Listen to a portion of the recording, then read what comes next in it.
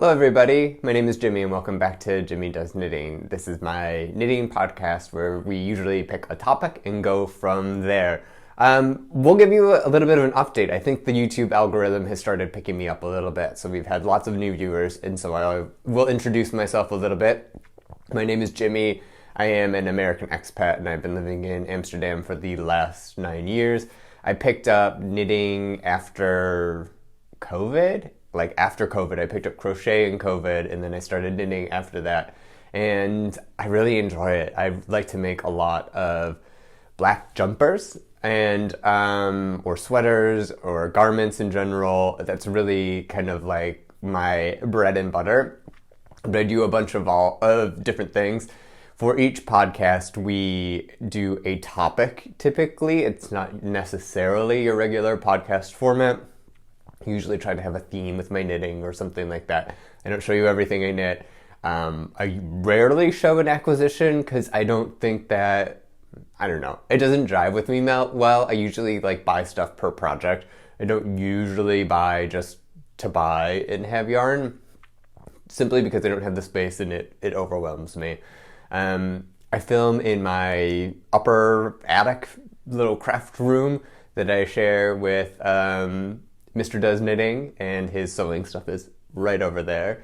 And yeah, I try to list as much stuff in my podcast notes as possible, so if you click the more stuff, you'll see the pattern links, the yarn, anything that I think is relevant. I also design, so you can get my patterns on Ravelry. And I think that's all the admin for today. So let's get into it. Today is technically the end of April, but this is a May update on my stash busting. I've had a couple of videos, you can check it out, of sweater ideas that sort of related to that, and what do I knit with some yarn. And we're getting through it, we're getting through other stuff, we're doing whatever I want, essentially. But I wanted to make sure that I was conscious about my stash. It's a lot of leftovers, but I do have, as you can see coming up, I'll have one sweater's quantities that I needed to knit through. But yeah, I just try to keep everything, use what I have. Sometimes I have projects earmarked for things. Usually if I buy something, I do. And I just want to be conscious that I'm making what I bought for and what I planned and what I enjoyed. And we go from there. So first one, did I say everything? I hope I did. It doesn't matter. We're going forward. The first one I want to talk about is I went to a knitting festival in Zwolle last year called Vrijdagen, and it just stands for knitting days, essentially. And I picked up, there's this old cart in the corner that had these natural yarns, and they had BFL and some Merino, and they had stuff with Stellina, but it was all undyed. They had a camel and a yak, and so they have some really cool stuff. And so I got this Merino Tweed from there. It's a fingering weight. It didn't say it was superwash, but it is superwash. So I don't know, I feel a little deceived, but it's a beautiful yarn. And I've been hemming and hawing, what do I knit with this? So I decided, in my mind, there was one solution for this, and it was going to be a sweater. And so I will update you on that. So in the end of March, I cast on 4 sweaters randomly. Not randomly, but I lost control and I cast on 4 sweaters. I've been trying to talk about those alternatingly, so it's not the same podcast all the time. But I really made a lot of progress on this one. As you can see, the whole body is done. So that's very exciting, and I kind of want to get this off the needles. It's fingering weight, so it's not going to go the quickest. But let me walk you through it. I was going to write a pattern for this, but I've decided not to because it's so simple that I just was whatever. So it's all based on this stitch, which is in Guernsey knitting, a ladder stitch that's supposed to represent the ladders going down to the sea. And it's essentially in this case, it's a 5x1 rib with a garter row on the 8th row. And I like it. I really think it's my favorite stitch. It's enough to keep me engaged, but not to be like totally mindless stockinetting around. And I thought that it would go well with this yarn. So I just like made something up, and I made it really like ended up making this whole thing really boxy. It's a bottom up drop shoulder. I started in the round and then I split for the fronts and backs, and then I went up. Simply because I didn't do any shaping because it ended up being a little tight. Like I have to block some width into this. I think it's a little bit too form-fitting for me, but that's fine. It's blockable out. I have no worries about that. And then I didn't do any shoulder shaping because of the pattern. I could really do something cool with like on the row where you do the garter row, I did a 3 needle bind off at the shoulder instead to add like extra stability, and then it's also everything's in pattern and everything matches up. So I thought that was nice, and it was like simple and dumb easy. So I did a cabled cast on for the bottom. I have this as a video on my YouTube. I do have some tutorials. They relate somewhat to my patterns, but it's also like as I knit things, I like just make a tutorial about it. So I did that. I knit about 4 inches, and then I started the pattern repeat where I split for front and backs, knit those flat, 3 needle bind off at the shoulders, and then I put a collar onto this. The collar and then the ribbing at the bottom are 2x1 rib, which is why I did the cable cast on, because I don't know. I wanted to try something that I don't normally do, and like a 2x2 or 1x1 rib, I can figure out with a Italian tubular cast on, which is usually my go-to, but in this case, it wasn't really going to work out well. So I just did something different to play around a bit. And I'm really pleased with how this yarn is showing up. The pattern, I was really concerned that it was not knitting very well. Like you wouldn't be able to see it, but like as I hold it up and as I look at it, I think it's fine. Last time I showed you, I think I was about like here. I wasn't very far along, so we made a bunch of progress. I brought this with me. We had to go to Bristol for a family wedding, so I brought this with me on the plane, and I think I got like the front mostly done. So yeah, there's that. There's not much else to say about this. I'll add some sleeves, and hopefully next-ish podcast we'll get this done, and so that will be a big bust of my stash. Let's say I bought 4 skeins of this yarn, and I have a little bit of a third and a little bit of a fourth going on, and I say that because what I do when I knit shoulders with like the neck is I knit back and forth at the same time. So I have like, like one strand, stop, drop, another strand, stop and drop, and then I like do that back and forth. So that way I know that I'm like keeping track of the decreases correctly, and it doesn't become lopsided or uneven. I really like the idea of for me, it works best if I do it at the same time. It's quicker, it makes more sense. Even if the pattern's not written that way, I tend to do that. I've done that in a couple of my sweaters. So yeah, there's that. Sleeves will be something similar with like a 4-inch cuff, I think, and then the same pattern. So the sleeves are going to be knit top down, even though this is knit bottom up.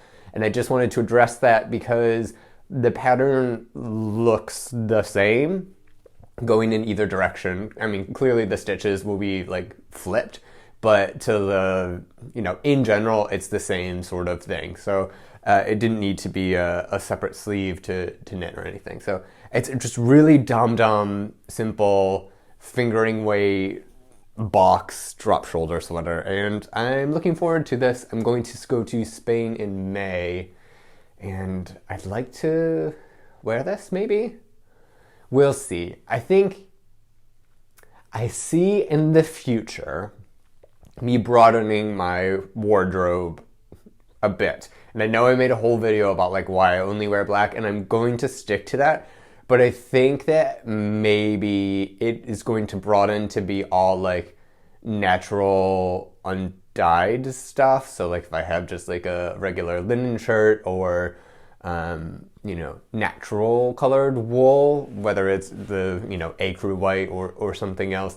Maybe I knit more sweaters like that for myself and I can wear them. And then everything else will be black because that's what I have and it will all match, I guess. I don't know. Some random thoughts that I'm having while I spend way too much time knitting at my house. That's kind of it. So this is an unnamed sweater that I'm making for myself with some skeins that I bought at the Dagkracht. And yeah, that's it. Let's go on to the next one.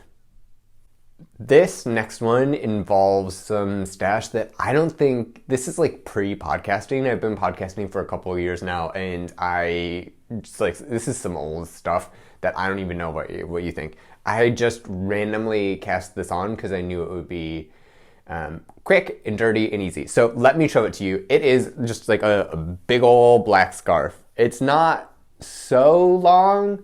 I could probably block some length into it, but it's currently like freezing here. And this is so thick that it will probably never ever dry and go moldy before it dries. So I haven't blocked this. Also, it's just sort of like a loosely spun yarn, but we'll talk about it. So I added little tassels onto this just to make it a little bit longer, and then also use more yarn from my stash. And it's just a moss stitch pattern. So it's like, a knit over a purl all the way up. So that's the whole thing. It was super simple. It will keep you nice and warm, and it really took like a chunk of space out of my stash knitting instead of knitting a bunch of projects with it. Like I knit one project and I got rid of like 2 big balls of bulky weight yarn that did this big and like a big ball of like an Aran weight worsted yarn. So that was satisfying, I guess. Let's go over the yarn. So this is this originally was a scarf that I made because I was obsessed with the herringbone stitch, and I just wanted a herringbone stitch scarf, but I didn't order enough yarn. So it was a really like long and thin scarf, and I used this black stuff for it, and I wore it like a couple times, and I'm like, I'm never gonna wear this. I have to wrap it around my body too many times. It's just not the shape that I wanted, even though I liked the stitch. So what I did for that is I ordered 2 balls. This is like when I first started knitting, like back in the day, and I ordered 2 balls of this like super bulky, maybe I'm not exactly sure what it is at this point because the labels are gone, from We Are Knitters. So this was like really expensive yarn, and it's like, it's not that good. We Are Knitters yarn is not the best yarn, and it's so expensive. I think that like this yarn cost me like 60 or 70 euros, and then I had to buy the special needles with it because this is like I knitted on like a 15 millimeter needle or something. It was big. It was just too much. I still have it in my stash of notions and stuff, which is this drawer right here. But so I bought this really expensive yarn. I made a scarf out of it. I didn't know what I wanted to do, and I just scrapped it. I unwound it and scrapped it. But then I was like, I don't know what to do with this. I'm further along in my knitting journey. I don't enjoy these like super bulky projects. I don't particularly, I would never buy this yarn again, and I wasn't going to buy more yarn to supplement this to like make a garment or anything because it's just so expensive. And I was like, whatever. So instead of this sitting in my stash, I was like, this is a scarf. The purpose for this yarn was a scarf. It's always meant to be a scarf. It's going to be a scarf again. So I was just like, let's do it. Let's cast on. Let's knit it through as long as it will last, and then cast it off. So what I did is exactly that. I cast on 20 stitches maybe, and then just went to town on a moss stitch.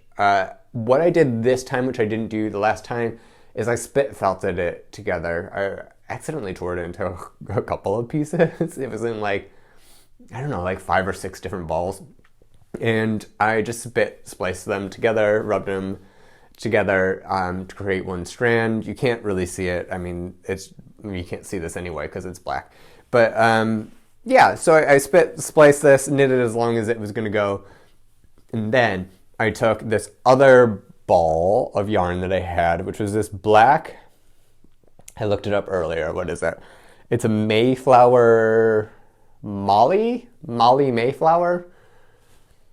It's in the show notes. And I used this to knit a jumper for Mr. Does Knitting. It was a striped one. It was based off the classic jumper by Knitwits and Yarn, but I messed it up because it was the wrong yarn weight and I did some things. So I had an extra ball of this basically, and I used the entire ball. It was like a full ball. I used the entire ball. I looked up some tutorial about how to make tassels, and here we are. We have some thick tassels to elongate the scarf, and I've used the entire ball. So, I mean, this is going to be super warm. Somebody's going to love it. It's not going to be for me, but I used up a lot of yarn for this, and it took me 2 days, maybe. I think I maybe even knit this in like 24 hours. So yeah, I'm happy to get this bulk out of my stash, especially because this is like deep stash, and I didn't know what to do with it. I'm glad I just made a decision. It will find another home. What I tend to do in terms of like knitting and things is I clearly have like an aesthetic that suits me, but I don't always want to knit just those things that I would use. Sometimes I just knit stuff because I want to process knit, I want to play with color, I want to try something new, I want to do this or that. So I sometimes knit for other people, like I'll knit garments for my mom or dad, or sometimes I just like knit something. And what this does is I have a huge box, now it's actually 2 huge boxes, of things that I've knit that don't have a home. It's a lot of hats, if I'm going to be honest, but there's like some shawls, there's going to be the scarf in it and stuff. So when people come over, I'll like put it out and be like, do you want any knit item? And they can pick it out and like it's theirs, right? Like it's my gift giving box. If somebody needs something knit, we can literally just like grab something we think that they would like from the box and give it to them. So I don't do holiday knitting. There's none of that. There's no like putting my stuff on hold for somebody to do a project that I like may or may not be into because they feel like they need like a muscle blower hat or something. Like it's just not what's going to happen. I'm not a big gift knitter. Like if I want to knit it and there's somebody who will get it, I'll do that. But like I don't specifically be like, what do you want? I'll knit you something. They sort of get what they get. And that's my plan with this. So this is going in the big old gift box for somebody to love and appreciate later. I have a bunch of knitworthy friends. I have some family members that are super knitworthy. So when it gets to that, it gets to it. I should put a tag on this. I have little tags that I got for Christmas one year that said like, made in Amsterdam by J.D. Myers. And I never use them anymore. I keep on forgetting, but I should put a tag on this. And that way when I give it away, somebody will just be wrapped up nice and warm in this. So yeah, this is my random scarf cast on that I just did with some really old stash. I have a lot more room now, so that's great. All right, I have one more thing to talk about with you, and then we're done. Let me get it. So full confession, I don't think I filmed in like 3 weeks. I've had other projects running in the background that I made a lot of progress on, but I'm not gonna show just because otherwise it's like similar content over and over again. But I did want to try to like keep something thematic to going with this. Clearly that one sweater was something that I've been working a lot on. And then I picked up another project. So I needed something like little that I knew would go quick. Sometimes I just need this hit of like, a project is done in a week, especially when I feel, or like when I cast on 4 sweaters, for example, and I can't knit 4 sweaters in a month. I need something that's going to go quickly. And for that, I chose a Nordic mitten because I love a Nordic mitten. I have not really knit any, but I think that they're so cute and they're so practical, and I want to make a good pair for when I bike in the winter. I live in Amsterdam, I bike everywhere. You need gloves. You just need gloves because otherwise your fingers are going to freeze off. And you need something a little thicker because the wind really gets into it and it's just rainy and all this stuff. So like a double sort of knit with a colorwork mitten and like a really cute little like Nordic mitten that I made myself. It seems like a great idea. I've not done it yet. I don't know why. We just haven't done it yet. And I needed to. But I bought this book a while ago and I made a bunch of stuff in this. So this is Nordic Knits with I'm saying Birger Berge, and he is this Norwegian knitwear designer. All these patterns are only in this book. They're not on Ravelry. I mean, they are on Ravelry, but you can't purchase them on Ravelry. You need to buy them through the book. But I've knit this sweater from here. I've knit a couple of the hats, like 2 or 3 of the hats, and I'm now knitting a pair of Nordic mittens from this. And I really like it. It's like the flattened Genser from that book is like one of my favorite sweaters. But I chose to use some yarn from Stash. I went to Portugal in last March, not this, March 2023. And I bought 2 colors of yarn, which are these, which is this green and this ecru color that I bought for knitting Nordic mittens, and then I never did anything with it. I designed a hat. This is the Dazzle Camo cap. Feel free to go on Ravelry and buy it. But yeah, I just didn't actually knit Nordic mittens, and I needed to. And the reason why I chose these 2 colors is, one, I really thought that they were cute together. I will hold them up here, kind of entangle it. I thought that they were nice together. Also, my parents both went to Michigan State University, and their colors are green and white. So I thought it would like maybe be a good gift for my dad. I don't know if he'll want these mittens. He probably won't. But I did that. So this is colors. This is Mondim. I love this yarn. It might be my favorite yarn. It's from Retrosaria, Rosa, Pumar. I've designed the Dazzle Camo cap. I've designed the Troy Boy in that sweater, or the Troy Boy sweater, which is my own design, in the Mondim, and it's beautiful. It wears well. It's great. I'm obsessed with this company and their yarns. It's really like all local Portuguese wool. It's fairly, I don't want to say rustic, but it's not like, because like to me that's more like harsh. It's not harsh, but it's not like your superwash merinos, that sort of thing. So it's really nice yarn. I like all of their yarns that I've tried so far, but Mondim holds a really, I just love it. I love it. I love working with it. These gloves are great. The colors are, the green is 112, and then the color 100 is the ecru, which is undyed. It's fingering weight. It's made in Portugal. I don't know if it says. It's a non-superwash made from fine Portuguese wool. It's made from, Campanissa sheep from Bairro Ale... Oh, never mind. I cannot pronounce these things. But yeah, it's wonderful yarn. So I've done one mitt already, and it's so pretty. Look at this. This is so cute. It has this thing. It's going to be a double star, so like there's going to be like another one here with like that will complete. It will be a mirror of it. So there's this really cute motif. It has this little like band of color over here, and then I mean it's a pretty standard like inside. Now, one complaint about this, I will put this on, is like it's long enough, but the way that the finger is like my thumb joint's down here, and then this part is really only for the like articulated part of my thumb. I don't know, the top, whatever. So it does feel a little like there's pulling on here because of the thumb position, and I can't really get my whole thumb sort of thing. So I'm not entirely sold on like the full construction of these mittens, but I'm enjoying knitting them, and I think they're really pretty. And worst comes to worst, I like take a walk in one of these, and that's it. And like, look at this little side detail on each one. I really like these. I'm not gonna lie. I think that they're really pretty.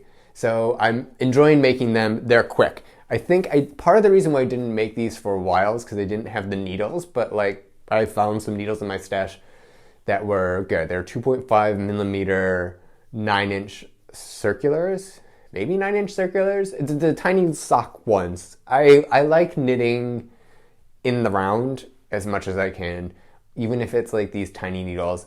I tried DPNs when I first started knitting. I'm sort of curious about knitting with those again now that I have a little bit more skill, but like I don't particularly like magic loop because I think it's too fiddly. So if I don't like that, I probably would not like a DPN situation. Regardless, fun to knit, really nice pattern. They go super quickly. I think I did this in like a day, maybe two, and I really like how they look. And then I have gotten on the second one. This one's knit opposite because obviously it's the different hand. But I'm at the point where I need to like put in, I've done the cuff here, if it untangles. I've gotten to the point where I need to put in the stitches for the thumb separation, so I just stopped. But yeah, so that's how far I am with this. Now, I was going to do a whole thing about, look at the inside of my mitt and the floats and stuff. I just used, well, I didn't weave in my ends, so you're going to have to like clutch your pearls. But I just used parallel floats. This is the inside. A couple little things that are not perfect in there, but they'll felt, right? They'll felt with wearing. But yeah, so I just used parallel floats. I was going to use this technique called twisted floats, or I've also heard it called like Armenian knitting. So let me just explain that a bit. I tried it for like the first 3 rows of the color work on this. For like this, I wanted the green to be dominant, but for here, I was trying to do it over here.